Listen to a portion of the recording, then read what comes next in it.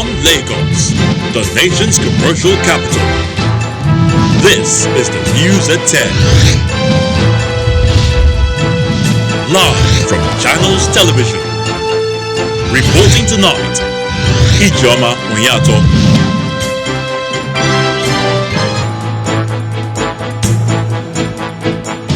Hello and welcome. Rebuilding Lagos in the aftermath of the NSAS protests, Governor Babajide Sanwo-Olu solicits support from federal government. After spending more than 2 weeks in custody, security operatives return NSAS protester Peter Eromosele to Lagos for trial. Labour rejects new pump price of petrol, demands reversal as minister explains deregulation concept. And early data from US company Moderna claims new COVID-19 vaccine is about 95% effective. Plus we'll have business, sports, and later on news from our studios in London. On business news tonight, Nigeria's headline inflation rate climbs for the 14th consecutive month to 14.23% in October, its highest level since March 2018. On sports news tonight, Super Eagles of Nigeria settle in Freetown ahead of Tuesday's Africa Cup of Nations qualifier against the Lone Stars of Sierra Leone.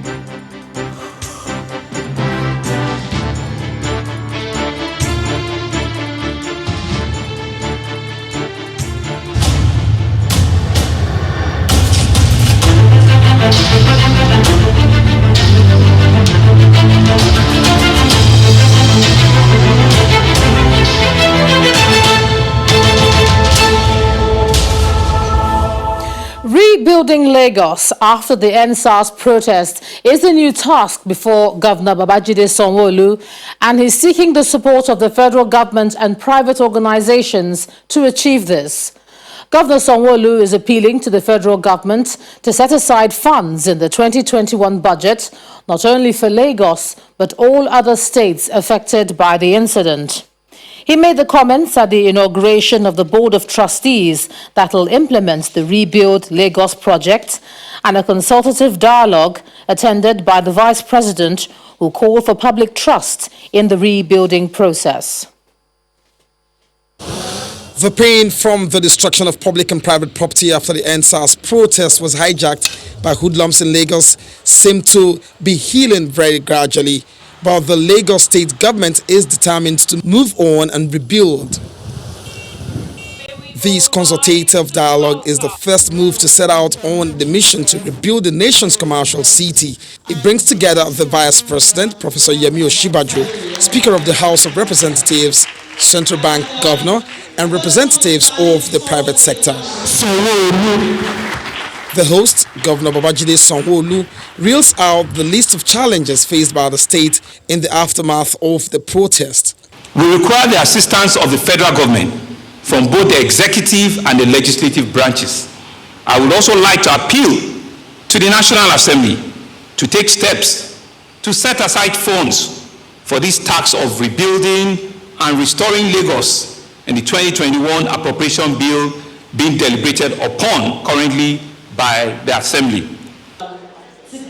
And there's some cheering news. The CBN governor gives the assurance that all those affected by the incident will not be left without support. Each of the banks have been directed to take stock of those customers that are adversely impacted through looting or destruction of their business premises. The Bankers Committee and the CACOVID will work with all businesses impacted for them to restock and rebuild their businesses again.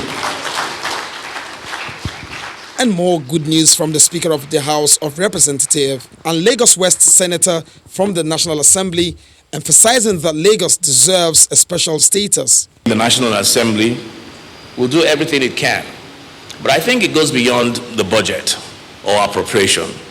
I think it will call for special intervention from the federal government to make sure that monies are devoted. Lagos deserves a special status. Lagos deserves to be treated in the same vein the federal capital of Nigeria, Abuja, is currently being treated. Please welcome for his remarks. Despite all the promises in action plan, the Vice President, Professor Shibajro, is insisting on the need to investigate the root cause of the crisis. The destruction and disruption of life and work in Lagos is a national tragedy and a major economic setback for the nation. It's important that we investigate and thoroughly interrogate the deep causes of the disenchantment that that resulted in the chaos.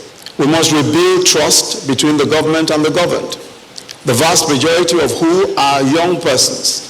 Trust between the law enforcement agents and the communities that they are meant to serve. Rebuilding the Lagos of our dreams. High points of the dialogue is the inauguration of the Board of Trustees set up to implement the master plan to rebuild a 21st century Lagos. It's a tortuous journey for Peter Eromosele, an NSAS protester, as he'll be arraigned before a chief magistrate in Lagos tomorrow. The embattled youth was arrested and whisked to the nation's capital, Abuja, by security operatives on November the 7th. Peter Eromosele is charged with allegations of aiding the hashtag NSAS protest in Lagos. The case was initially scheduled to hold today on allegations of financial support to the protesting youths that was later hijacked by hoodlums in some states in the country. His sister, Onome, had earlier explained that she was used as bait by a group of security operatives to get her brother last Saturday, November the 7th. She says she got a call on Saturday morning from a man who said he was a former church member who had a parcel to deliver to her father, who is the pastor of the church. She claims that it turned out to be false. The case is set for hearing tomorrow morning. To Benue State now, in the north central, where a 34-year-old man, Terfa Gundu, has been narrating to the Judicial Panel of Inquiry his ordeal, allegedly at the hands of personnel of the Special Anti-Robbery Squad. He claims that police from Mopol 13 Squad in Makudi hung him on a rod, beat him, and poured fuel on his back, lighting it up in a bid to force a confession of a crime he knew nothing about. Justice Adam Onum, in his opening remarks, says 28 petitions have been received by the panel and called on those with ideas on how to improve and reform the police to submit their memoranda, warning that petitions from kidnappers and terrorists against the police will not be entertained. They arrested me and took me to Mopo 13, and they took me to one small room and asked me that I should provide the items I have stolen. Then I told them that I don't know what they are talking about. So they handcuffed me and they asked me to squat down. I squat down and they put a rod across. Then they packed me up, and then they were using baton to beat me on the sensitive part of my body, such as my arm and my knees. So after some time, they poured fuel at my back and used lighter to ignite light. So when it became too painful for me, I told them that they should drop me, that I'm the one that carried those things. Our mandate is essentially to inquire into the legitimacy of all complaints made to us with a view to ascertaining the validity of any such complaint, and then to recommend appropriate remedial measures, including compensation to victims of police abuse of powers and other remedial steps to forestall further occurrences. So it is not all about what happened during the recent protests over SARS, for which we commend the youth of Benue State for choosing the path of peace and order. At present, we have received and registered a total of 28 complaints. More may still come in later. We wish also to call for memoranda to help us consider and make recommendations for possible reforms in the police.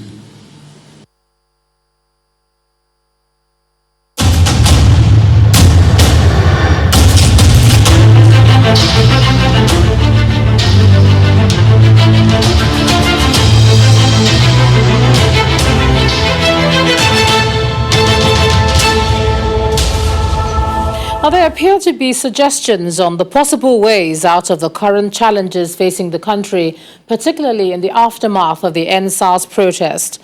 The pioneer chairman of the Nigerian Economic Summit Group, Professor Anya, believes the protest should serve as a wake-up call for all Nigerians, noting that bad leadership has done a lot of harm to Nigeria over the years. He was speaking at the maiden edition of the Ambassador Leadership Program in Abuja. Over the decades, many have questioned the quality of leadership in Nigeria. It's also for this purpose that the Nigerian Prize for Leadership is holding the maiden edition of the Ambassador Leadership Program. For some of the guest speakers here, the recent NSAS protest by young people is a wake-up call for all on the need to empower and groom young people for leadership positions.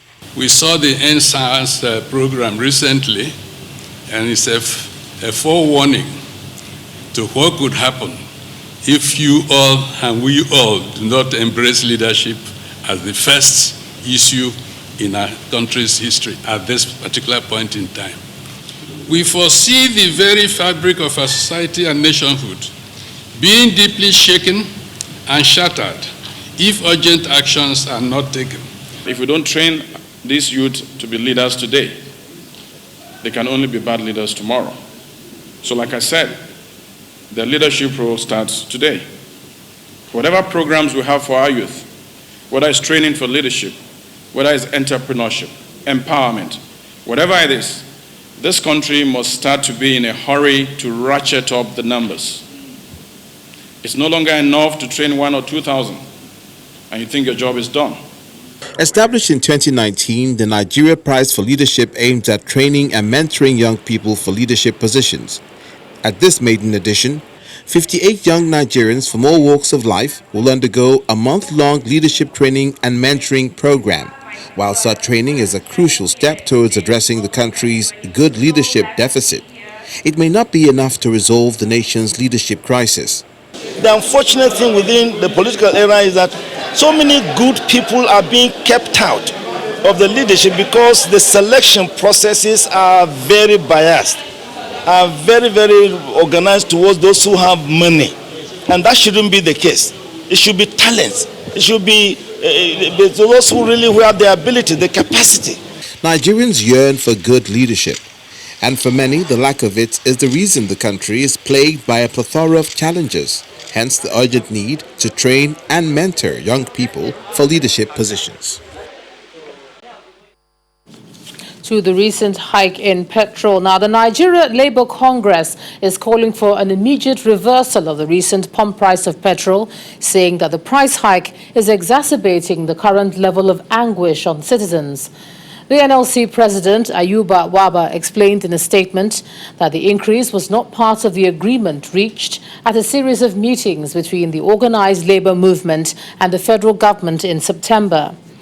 While the statement is silent on what action the NLC intends to take if the government fails to reverse the hike, it, however, notes that the outcome of an ongoing engagement between the government and NLC representatives at the Electricity Review Committee will determine the next step. The federal government had last week announced a new pump price band for petroleum products, raising depot price of premium motor spirit to 155 Naira 17 Cobble per litre, making marketers to sell between 165 and 173 Naira per litre to users. In the meantime, the Minister of State for Petroleum Resources, Timipre Silva, has been reacting to the criticism trailing the new pump price of petrol.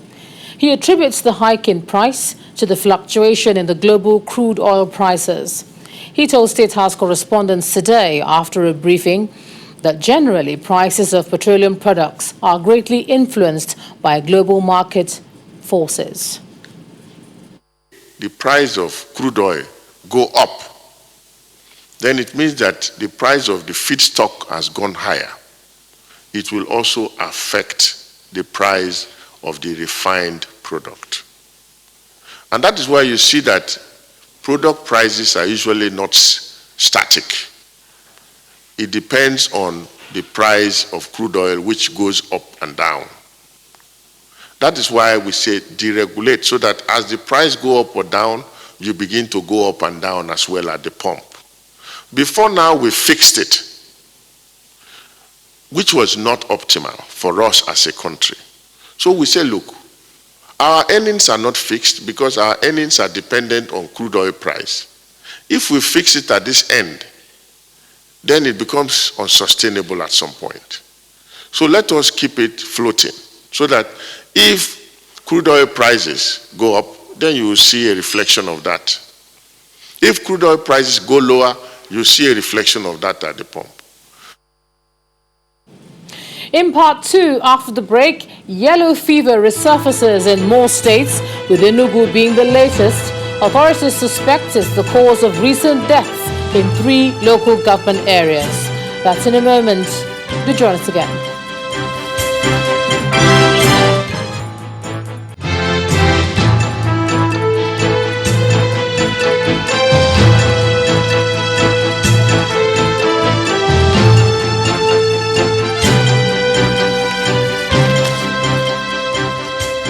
Welcome back. If you've just joined us, you're watching the news at 10 on Channels Television, coming to you live from Lagos. A reminder of our top stories. Rebuilding Lagos in the aftermath of the NSAS protest, Governor Babajide Sanwo-Olu solicits support from federal government. After spending more than 2 weeks in custody, security operatives return NSAS protester Peter Eromosele to Lagos for trial. Labour rejects new pump price of petrol, demands reversal as minister explains deregulation concept. And early data from US company Moderna claims new COVID-19 vaccine is about 95% effective.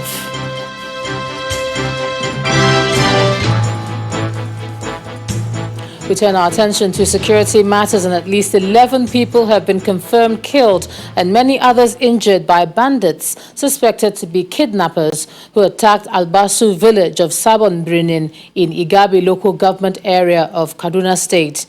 The bandits reportedly invaded the community in their large numbers around 1 p.m. in the afternoon, opened fire on the residents, and in the process killed many of them. They also rustled cows and other animals belonging to the locals. The Kaduna State Commissioner for Internal Security and Home Affairs, Samuel Arwan, who confirmed the incident, says security agencies are already pursuing the bandits with a view to arresting them. He also disclosed that bandits in a similar operation kidnapped 2 persons and killed 1 at Maraban Kajuru in Kajuru local government area on Sunday. The Rivers State Governor Nyesom Wike is alleging that the federal government is politicizing issues of security in the country through what he calls discriminatory policies, specifically citing the approval of Neighborhood Security Corps in some states and declining the approval of same in others. Governor Wike, who made a statement at the 3rd Annual Criminal Law Review Conference in Abuja, noted that operators of the law derive their powers from the Constitution and must obey the rule of law in carrying out their duties. The criminal justice system within the context of the rule of law means that decisions created by law for administration of justice, law enforcement, and corrections of the reformation of offenders such as the police, courts, and correctional service must operate within the confines of the law rather than according to the whims and caprices of those entrusted with the responsibilities for administering justice and enforcing laws. This is a country where I've seen the IG, I've seen the army, they've gone to the coordinator's state in Kogi, they've gone to Kano, they've gone to Lagos, they've gone to Edo to inaugurate the same security neighborhood system or watch. But in my own state, no. Why? Because of politics. Meanwhile, governors of the South states have started arriving in Port Harcourt, the River State capital, ahead of their meeting tomorrow. Although there's no official statement on the agenda of the meeting, it's suspected to be connected with resource control following Governor Ifeanyi Okowa's comments on the Zamfara gold mining.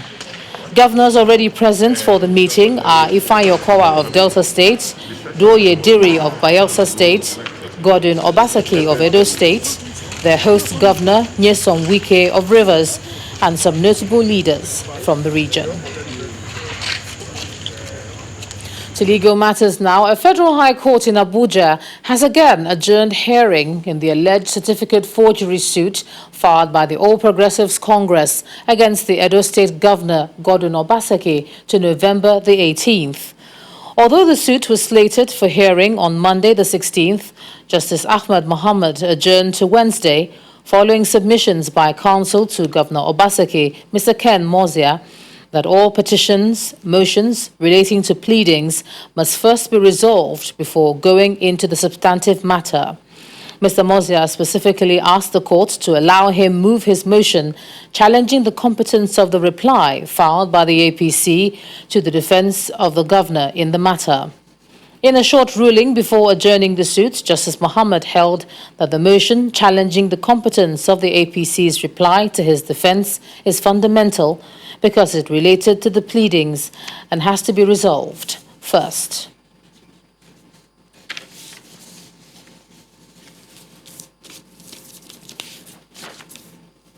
The University Transparency Accountability Solution Payment System, suggested by the Academic Staff Union of Universities as an alternative to the Integrated Payroll and Personnel Information System to resolve the issues of irregularity of salary payments among university staff, has no supporting hardware, and that's according to the Minister of Labour and Employment. Speaking to State House correspondents after a meeting with the President Muhammadu Buhari at the State House in Abuja, the minister told State House correspondents that the UTAS system is still undergoing a software test, which will take between 6 to 8 weeks. When asked if it would be in the interest of the students to concession universities, the minister said this would be detrimental to the children of the poor. He urged ASU to consider the entire university system in their decision-making, noting the importance of other unions within the system. UTAS, that's the University Transparent System, which they brought, is not yet ready. It's not fully ready, it's not. It is undergoing integrity tests for the software. I'm not a computer scientist, but integrity test for software, you also know that you must have to get into testing also the hardware. ASU has no hardware as we speak. And that UTAS have no hardware backing. Provide the hardware. Who? ASU, do they have the finances to do so? Have government budgeted for it even now, as we speak? So that one is a major problem. By the time we'll finish with these other software tests to look at its capacity, its ability to withstand shocks and hacking and the rest of them, the hardware test is the same, hacking and security. And so by the time we finish it, we'll decide on what to do. But do not also forget that we need to have something for you to make payment to them as we. And staying with education, over 24,000 candidates out of over 70,000 that sat for the National Examinations Council into Unity schools last month passed with a minimum score of 66. And this was announced by the Minister of Education in Abuja after the release of the 2020-2021 National Common Entrance Examination results, pegging the national cutoff mark at 142. Three students who recorded the highest scores, they are Chinua Crucifixio of Anambra, who scored 199 out of 200 marks, followed by Onwa Manam Udochukwu from Enugu with a score of 198, and Salam Mariam Aderemilekun from Lagos, who scored 197 marks. Over 16,000 candidates were said to have been absent from the examination owing to the recent NSAS protests that swept through the country.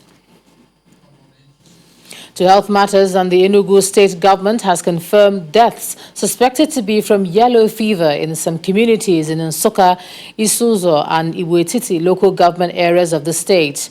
According to the Commissioner for Health, Dr. Ike Chukwuobi, the state rapid response team, international and national partners have visited the local government areas, and samples have been sent to the National Reference Laboratory in Abuja to determine the cause of the deaths.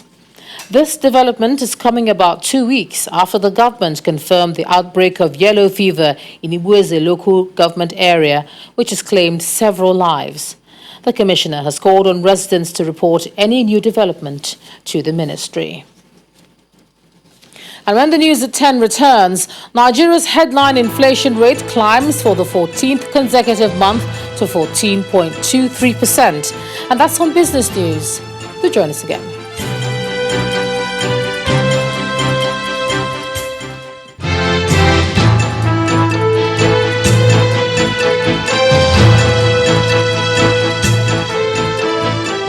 Welcome back to the news at 10. Accolades keep pouring in for Mr. Tony Elumelu, the founder of the Tony Elumelu Foundation and chairman of Transcorp.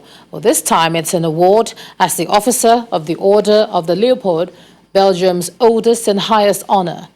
Receiving the award in a ceremony at the home of the Belgian ambassador to Nigeria, Mr. Elumelu expressed his gratitude to the Belgian government, restating his foundation's commitment to the plan of the Buhari administration to lift 100 million people out of poverty in 10 years.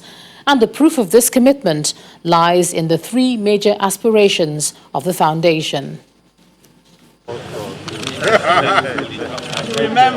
The economist, philanthropist and entrepreneur, Mr. Tony Elumelu, is one of Nigeria's proudest exports. And that can be seen by the array of government officials present to support him as he receives Belgium's oldest and most important honor, the honorary distinction of the officer and the Order of King Leopold. The Belgian ambassador, Mr. Daniel Bertrand, received his letter of credence a few days ago and explains why Mr. Elumelu is being honored by his government on the Belgian King's Day.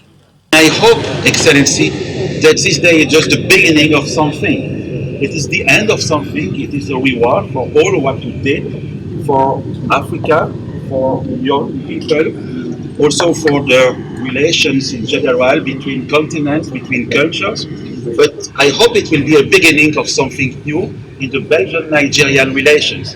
We have a wonderful potential together, and I want to exploit it. The award is an appreciation for the work of Mr. Elumelu's foundation, a primary driver of Afri-capitalism. Everything we do is all about how we can collaborate with governments, with development partners to lift our people out of poverty. To achieve this leads to the second aspiration, job creation. And that is why the Tony Elumelu Foundation will set aside $100 million to help support 10,000 young African entrepreneurs. We realize in our group that one way we can improve lives and transform the continent is through electricity. Access to electricity is the single most critical ingredient in developing a nation and a continent.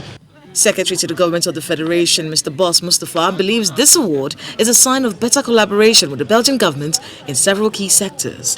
I believe that we can learn from the experiences of managing their ports. They have deep sea ports and they're a shipping nation. So there are different diverse areas in which I think we can advance this collaboration with the Belgian people. This quaint gathering of 50 guests adhering to the COVID-19 guidelines honors a man whose reputation as a bridge builder and opportunity provider, especially for young entrepreneurs, has traversed the globe. Indigenous oil and gas company Seplat Petroleum Development Company has reiterated the significance and economic importance of the $700 million Ano gas plant project under construction in Asa community of Ohaji Egbama local government area of Imo State. Seplat Chairman Ambrose Ojiako and the company's Chief Executive Officer, Roger Brown, visited Imo State for an on-the-spot assessment and inspection of the multi-billion naira annual gas processing plant. Prior to this, thank you. On arrival in Owerri, the Imo State capital, Seplat's management team's first port of call is the government house to inform Governor Hope Uzodimma on the reason for their visit. The team and Governor Uzodimma then proceed to Asa in Ohaji Egbema on a facility tour of the $700 million annual gas processing plant project, which is sitting on a landmass of about 719.84 square kilometers. Addressing stakeholders and indigents of the area, the Seplat chairman Ambrose Ojiako explains that the project is aimed at producing around 300 million standard cubic feet of gas per day and will provide special empowerment for the people. We are known in Seplat for empowerment of everywhere we go. We have what we call the Seplat model of community engagement. What this entails is that we do not throw money at people. This is not the time to just simply throw money. What we will do is to use money and our good relationship to solve problems. Noting the importance of the project, Governor Uzodimma gives assurance that his administration will contribute its quota to ensure the project becomes a reality. Under constructive and good partnership, we will do whatever it will take to make this project a success. And in return, we expect whatever you will have for the host communities to come to host communities. For the CEO of Seplat, the estimated time of completion of the project is the last quarter of the year 2021. And you can see already the site is starting to make some real progress when we bring on gas in 2021. What does that gas mean? That gas means we estimate enough gas for 1.5 million homes. For electricity, will we displace diesel generation? So it's really according to Seplat, the Ano Gas project is one of the 7 critical gas projects initiated by the Ministry of Petroleum and the Nigerian National Petroleum Corporation (NNPC) to meet the increasing gas demand in the country. For some more business, here's Anne Waudu.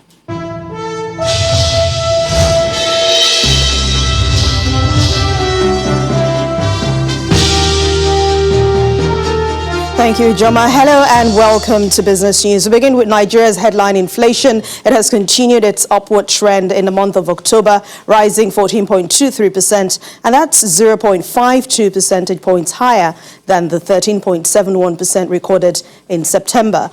According to latest data released by the National Bureau of Statistics today, core food index has risen by 17.38%, majorly driven by the increases in prices of food items. Core inflation also maintained a steady rise to 11.14% from 10.58% reported in August this year. Urban inflation rose to 14.81% year-on-year from 14.31% recorded last month, while rural inflation hit 13.68%. Meanwhile, inflation was highest in Zamfara, Sokoto, and Ebonyi, with Lagos, Abuja, and Cross River recording the lowest in the month of October. Let's talk about the local currency, the Naira, that has fallen by 1.1% to 475 to the dollar today at the parallel market, marking its weakest level in 6 weeks. And this is coming despite the Central Bank of Nigeria's intervention at the foreign exchange market following increased demand for dollar, especially as the Yuletide celebration approaches. Meanwhile, the local currency was flat at 386 to the dollar as the investors and exporters window. Let's head to the Nigerian equities market. It kicked off the third trading week in the month of November, with bears retaining dominance from Friday last week, as 43 stocks across 4 key sectors of the NSE recorded losses today. Chimeze Obiwagu has the details for us.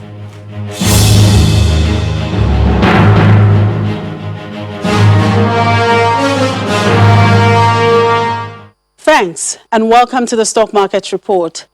What we're seeing in the market now is simply market correction.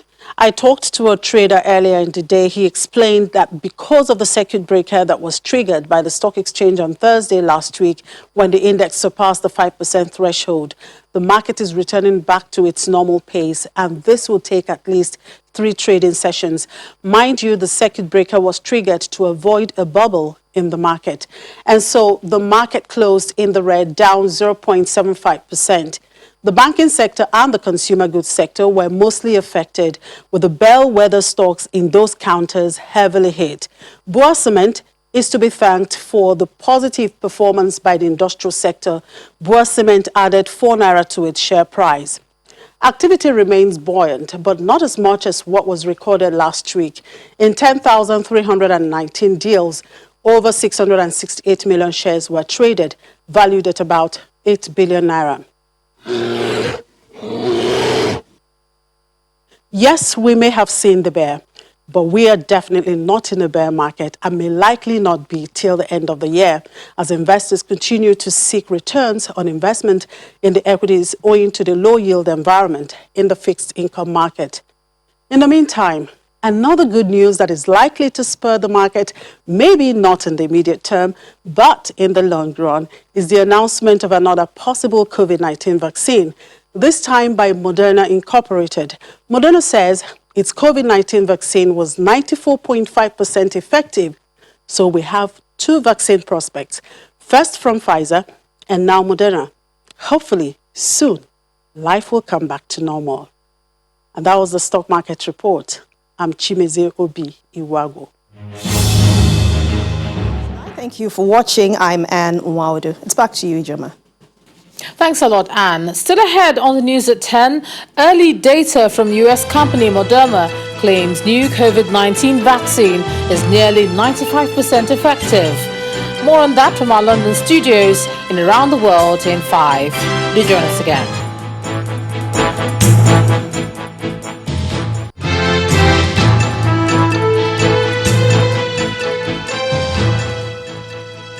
Welcome back to the news at 10. There's now growing confidence that vaccination can end the COVID-19 global pandemic as a new coronavirus vaccine is showing nearly 95% protection. And that's coming from the US company Moderna. Here's Simon Pusey with more in Around the World in 5. Good evening and welcome to the Channel Studios here in London with your international news around the world in 5. Early data from the US company Moderna shows their new vaccine protecting against COVID-19 is nearly 95% effective. The results come hot on the heels of similar results from Pfizer and add to growing confidence that vaccines can help end the pandemic.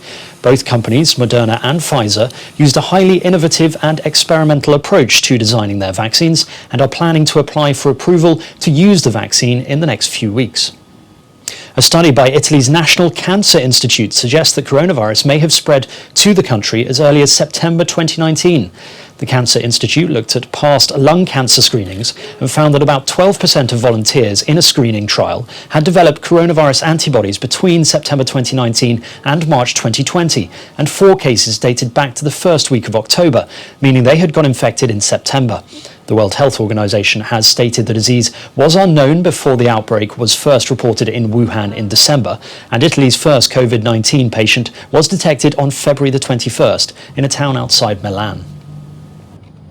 The United Nations has said the ongoing clashes between the Ethiopian federal government and Tigray regional forces are driving thousands of people to flee in neighbouring Sudan. Since the violence began in early November, more than 15,000 people have fled to Sudan in search of safety, overwhelming the current capacity to provide aid. The numbers are increasing rapidly, with over 4,000 crossing the border in just one day. Humanitarian partners say the number of new arrivals are far outpacing capacity. The majority of refugees transit at the Hamdayat border crossing with a capacity to accommodate 300 people, but it is already overwhelmed with 6,000. Britain's Prime Minister Boris Johnson has been forced to self-isolate after prolonged close contact with a person who tested positive for COVID-19. Mr. Johnson, who was admitted in intensive care with coronavirus in April, has insisted he feels great and that his body is bursting with antibodies. In a video published on Monday, the Prime Minister urged others to follow the rules if contacted by the Test and Trace service. He also said he will drive the government forward via Zoom while he self-isolates in Downing Street. The bad news is that they pinged me and I've got to self-isolate because somebody I was in contact with a few days ago has developed COVID, and it doesn't matter that we were all doing social distancing. It doesn't matter that I'm fit as a butcher's dog, feel great. So many people do in my circumstances, and actually it doesn't matter that I've had the disease and I'm bursting with antibodies. We've got to interrupt the spread of the disease, and one of the ways we can do that now is by self-isolating for 14 days when you get contacted by NHS. Peru's new interim president has resigned a day after 2 people died during protests against his government. Tens of thousands of demonstrators, many of them young, have been taking part in protests against the removal of President Martin Vizcarra in an impeachment procedure over bribery allegations which he denies. Protesters accuse Congress of staging a parliamentary coup as Mr. Vizcarra continues to enjoy support among many voters for his attempts at reform. Police reportedly fired tear gas and shot pellets to repel demonstrators, some of whom had thrown fireworks and stones. 2 students were killed in the protests. Manuel Moreno, former Speaker of Congress, had been in the post of interim president less than a week before resigning, following the resignation of 12 ministers from his cabinet in protest against his handling of the crisis. 4 astronauts, 3 from the US and 1 from Japan, have launched from Florida on a mission to the International Space Station in a rocket and capsule provided by the SpaceX company. 3, 2, 1, 0. Ignition. It's only the second time the commercial firm has supplied the service. The US space agency NASA has said it is now entering a new era in which routine astronaut journeys to low Earth orbit are being conducted by commercial providers. SpaceX has signed contracts with NASA valued in excess of $3 billion to develop, test and fly an astronaut taxi service.